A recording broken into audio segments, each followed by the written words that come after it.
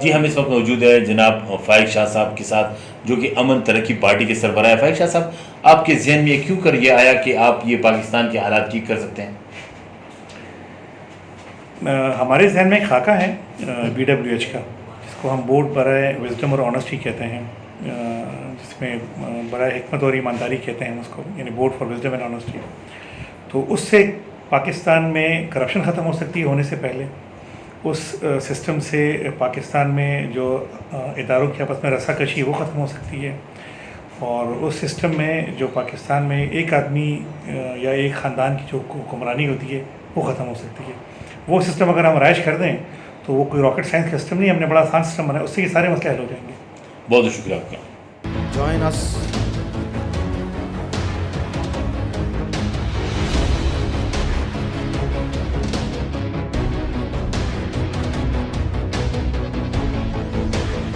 امن ترقی پارٹی۔